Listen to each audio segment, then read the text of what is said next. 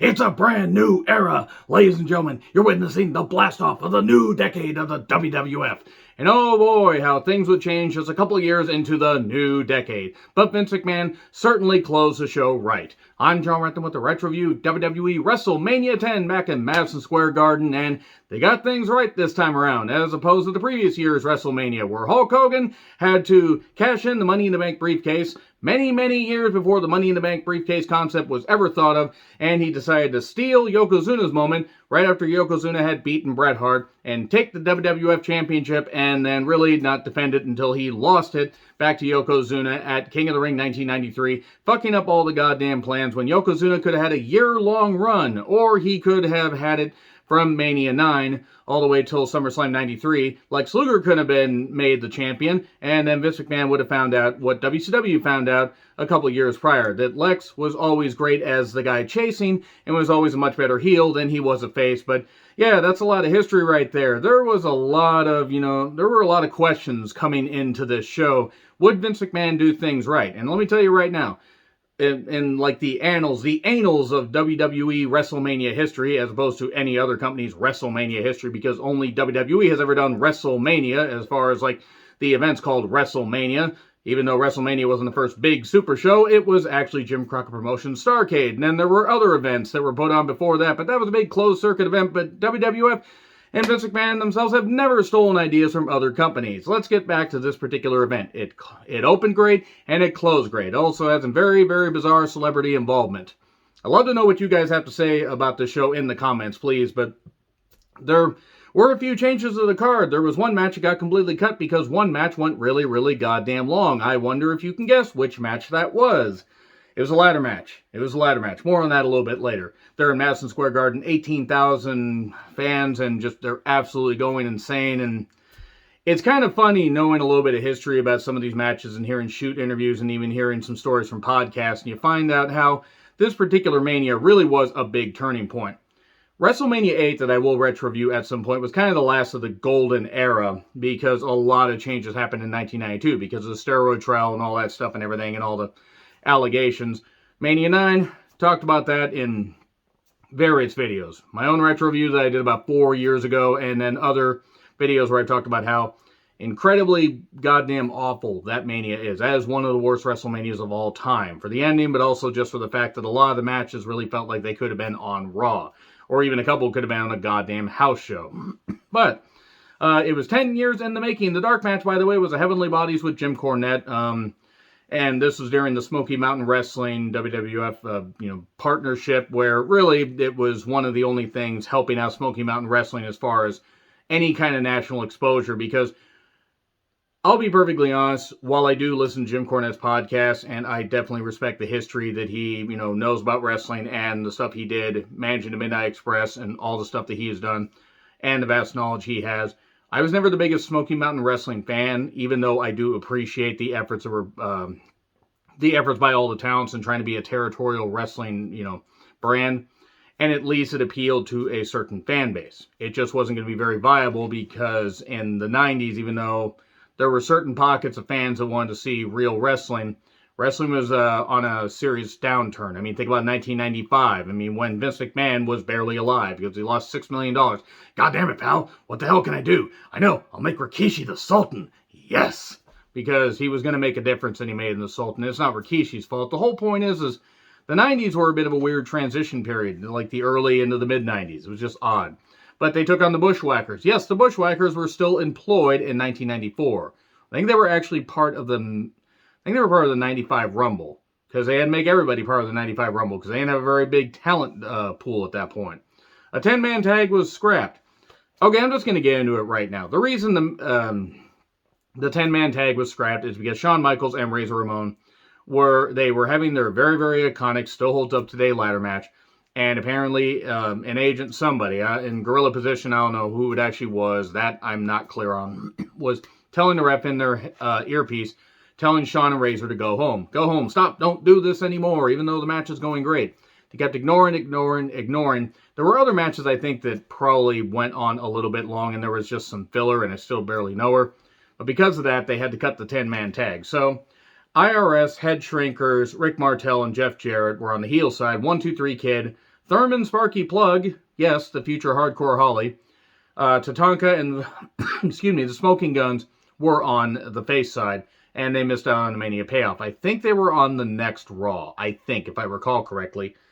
Weird Al the Head Shrinkers would turn babyface, beating the Quebecers for the Tag Team Championships just a couple weeks after this. I want to say it was in April. I don't remember the exact date. It was the 11th or the 14th.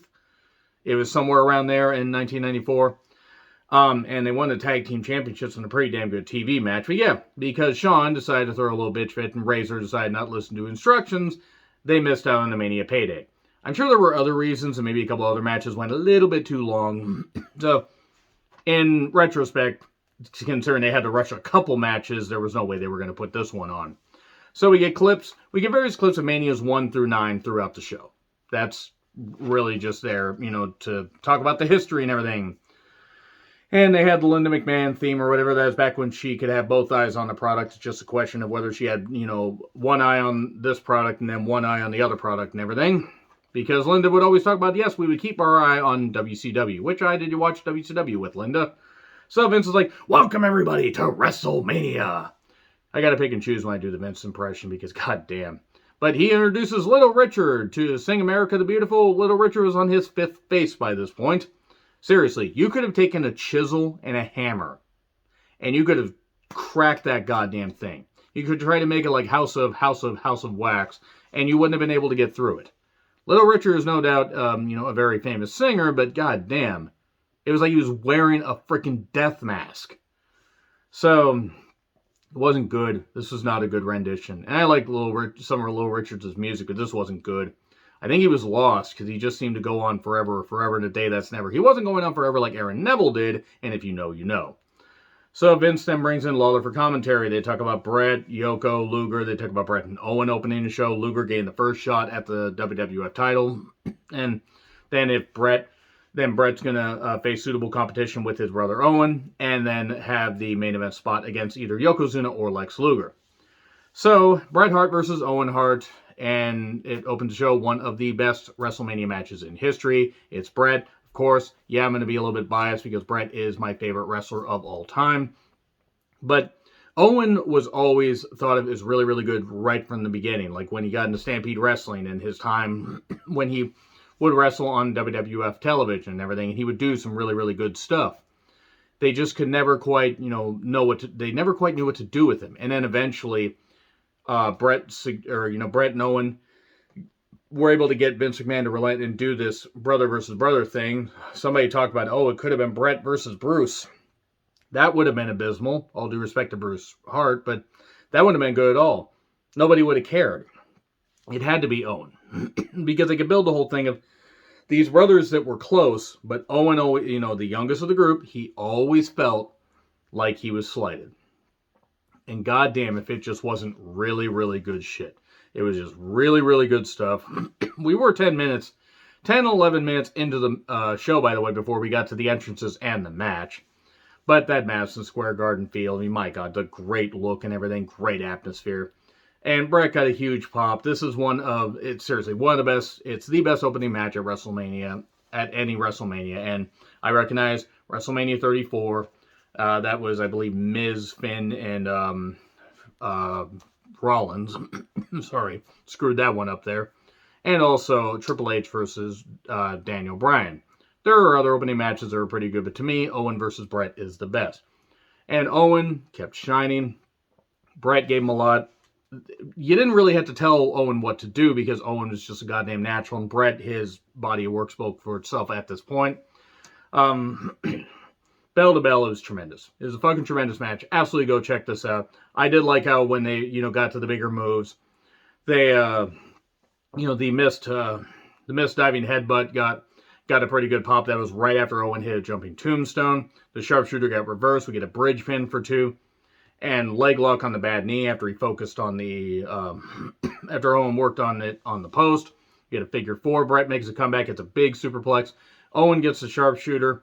And it seems like Owen might get the victory. Oh no, Bret's suddenly coming back. Older brother's going to win. And he goes in victory roll, but it gets stopped. 1, 2, 3. And Owen Hart beats his older brother. He beats his older brother, proves he was the best there is, the best there was, the best there ever will be. He proved that he was the best. And he's going to ride that wave he's going to ride that wave all the way until the end of the show.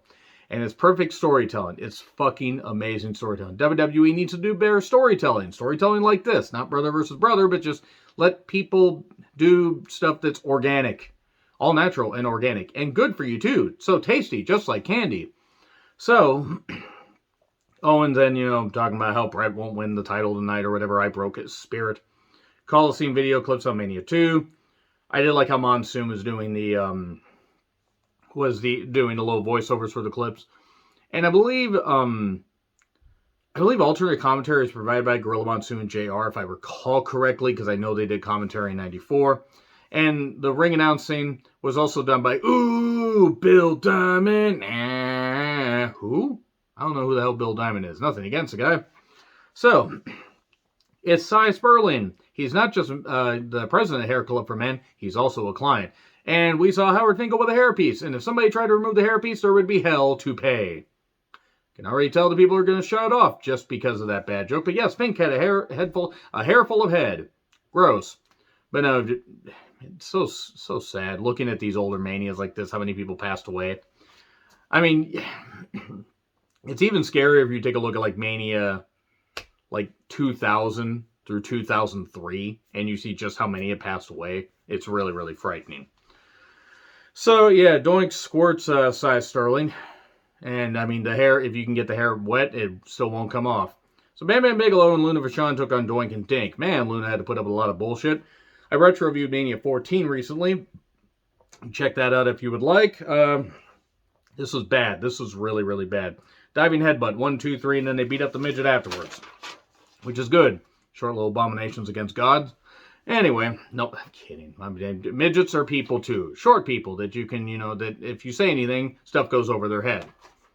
One of my best friends is short. Actually, a couple of my best friends are short. They probably wouldn't appreciate hearing that. That's okay, because they wouldn't be able to punch up. They could kick, but I'm run faster. So, they got the Clinton impersonator with IRS behind him. And yeah, this Clinton impersonation stuff, the guy did a good impersonation. And I mean, let's be perfectly honest. Bill Clinton was a pretty good punching bag because he was a goddamn idiot. But Mania 3 clips, Hogan versus Andre. It's funny because Hogan would end up signing with WCW very soon after this. And then we get Randy Savage doing his entrance to a pop. It's Savage versus Crush in a Falls Count Anywhere match. And after a fall, you've got 60 seconds to get back into the ring. This is also Savage's last WWF pay-per-view match because he would not be... I don't think he was at King of the Ring 94. I don't think he was part of the card. If he was, I'm sorry for not remembering. King of the Ring 94 wasn't very good outside of Owen winning. And he was a Master of Ceremonies at SummerSlam 94. And he was gone from the company just before Survivor Series 94 because he was an announcer and he couldn't come to a new contract because he wanted to wrestle because he still had more time left in the ring. So this was actually...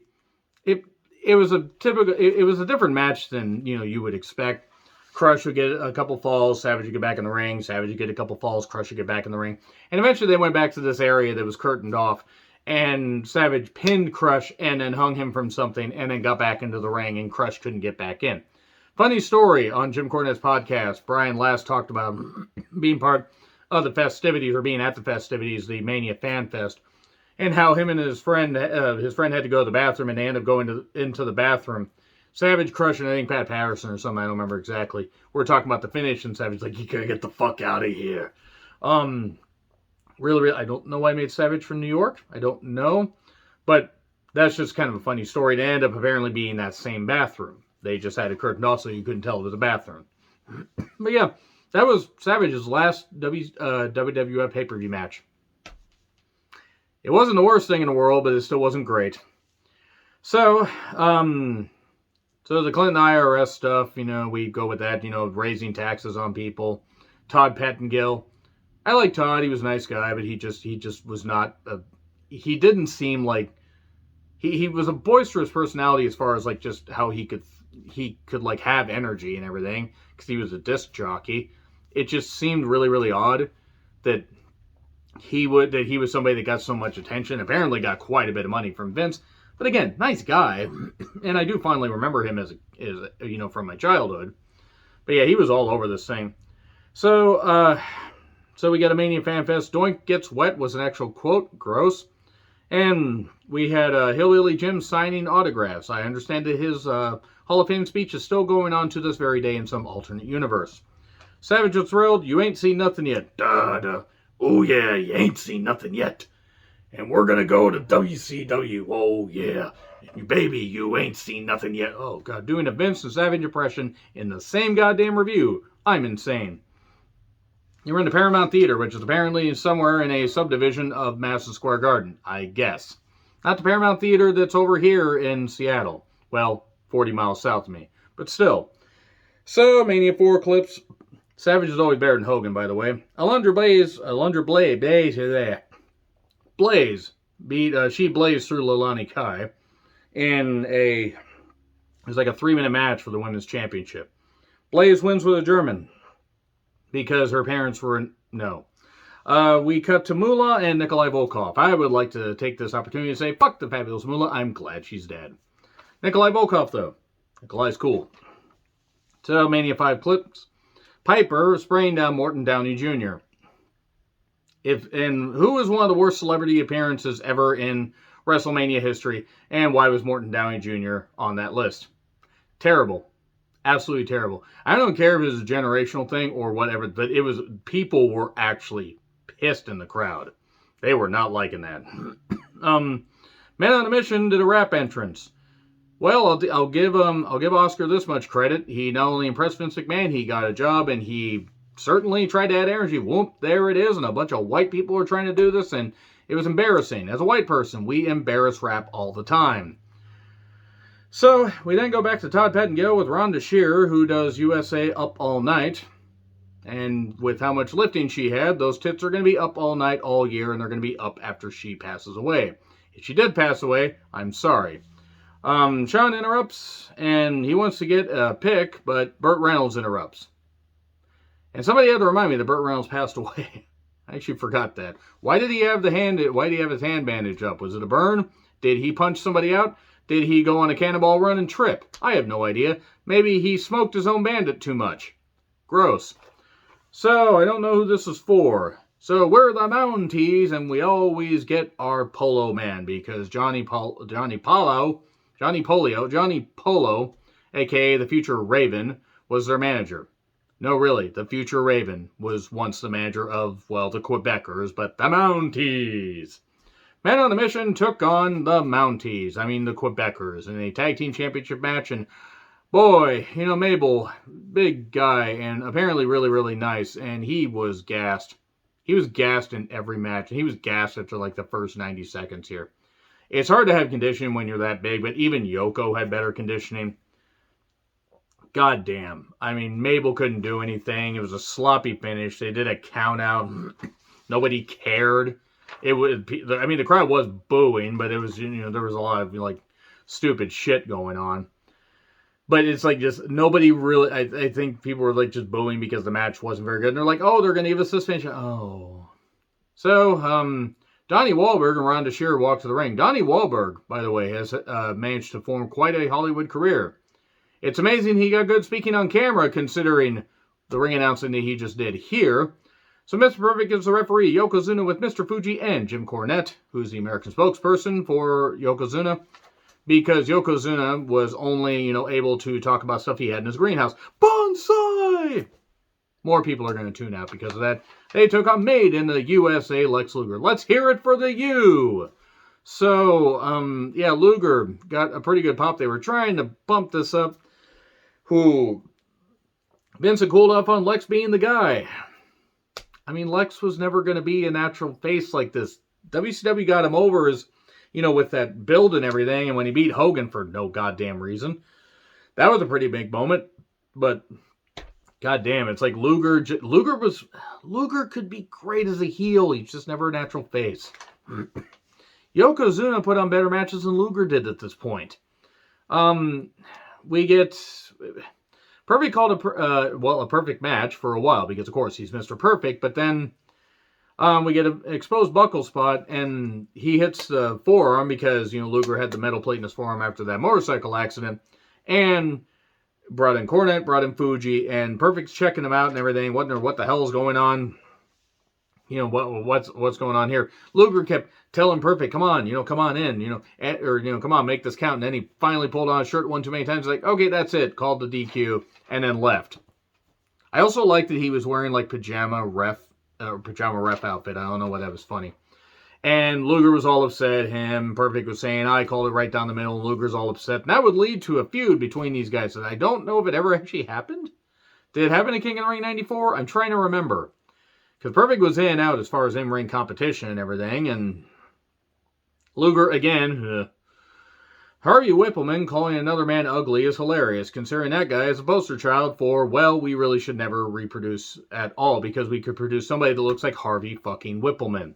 He knocks Finkel shoves him, Adam Bomb comes out and tries to scuffle with Finkel. Earthquake comes out and beats Adam Bomb in 40 seconds, maybe. Really didn't last that long. I find it funny, though, going back to the Yokozuna-Luger match, that people were chanting bullshit. They weren't very happy. But I think it was more like, okay, we can see through this and see this bullshit, and you guys were stalling. This is a match where I understand it's for the title, but this was really stretched out. This probably should have been maybe 10 minutes instead of 14, because nobody's really buying into Luger at this point.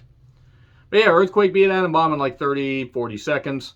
Todd Pettengill was with Yokozuna and Cornette. Cornette says, well, Yokozuna's like a shark. There's blood in the water. He's going to, devour you.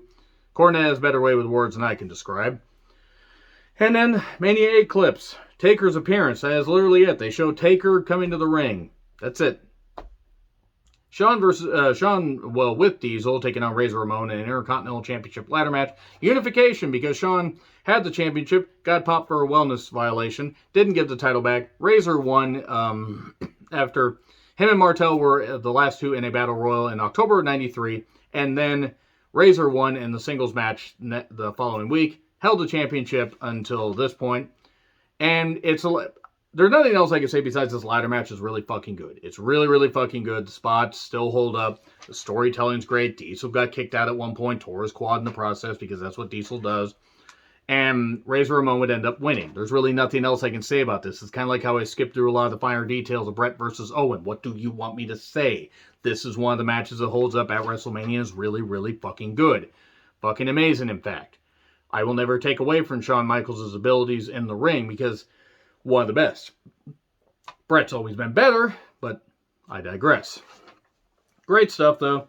And Razor wins and then falls off the ladder and everything, which was kind of brutal. And he would be the undisputed Intercontinental Champion for like 2 weeks until Diesel beat him.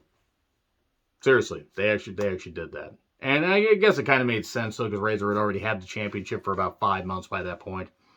So, the 10-man tag heels were arguing, and Vince was like, I guess we're not going to have that match. Because, yeah, the matches went on way too long, and Shawn and Razor were like, no, we're going to tell our story and fuck these guys. So they got fucked out of a payoff. So, let's go to the overriding rest of the story here and talk about, we get a Brett video package, and we get Todd with the, Clinton impersonator. Piper is the referee. Jenny Garth was there for no goddamn reason besides being hot. Burt Reynolds was there with burn, stuff on his hand or whatever. More like Burt Reynolds. God damn it, I missed that pun earlier. And Piper was the referee, and it was Yokozuna versus Bret Hart. And was it better than their Mania 9 match? Well, yeah, because Bret won this time, and that's pretty much it. And we're witnessing the blast-off of the new generation, the new decade and everything. It's so goddamn good. Bret's, Luger comes down and holds up his hand and everything. He wanted to be the champion, and then we get everybody's celebrating. Savage is even like, no, pointing over at Bret. He's like, cheer Bret, don't cheer me. He's getting up on the ropes telling him, cheer for Bret, because Savage is always about doing business. And lo and behold, one of the closing shots, Owen Hart standing there in the aisleway like, I beat my brother and he still got ahead of me. And it was a perfectly told, one chapter in the story that would go on through to SummerSlam 94 and to Survivor Series 94 and finish up sometime around, like, February of 95 and everything. But perfectly told story. Great way to end WrestleMania 10. And that's really all I gotta say right there. So let me know your thoughts in the comments. Like, share, subscribe, Twitter handle in the description. I'm John Retlin. I'll see you soon.